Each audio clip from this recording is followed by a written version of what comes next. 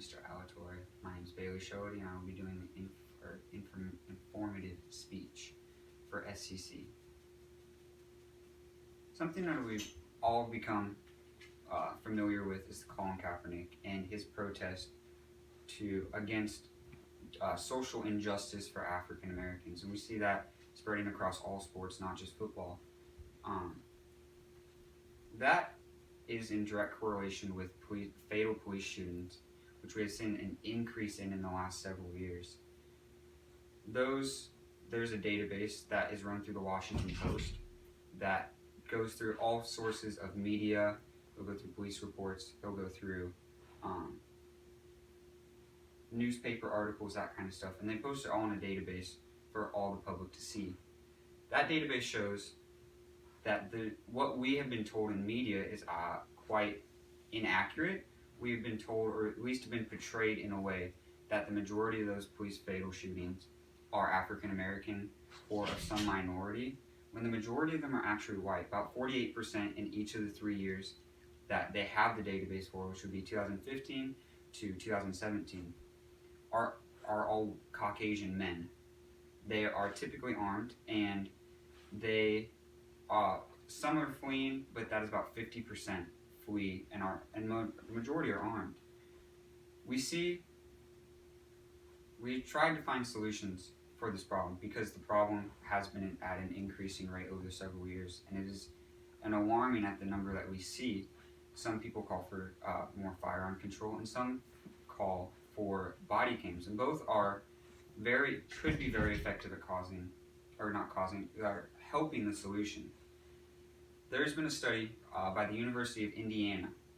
They did a study, and they were trying to test and see if acquiring and hiring more officers of color would help this problem, as some have indicated would help this problem. Their study showed that in order for that to be effective, you have to reach a critical point. And until that critical point is, which we have no idea what that critical point is, there would actually most likely be more violence towards minorities if that were to be done. Now, that's not saying that it's not saying that it's completely outright wrong. It's just saying at some critical point, at some critical number, we must reach that number for that to be an option.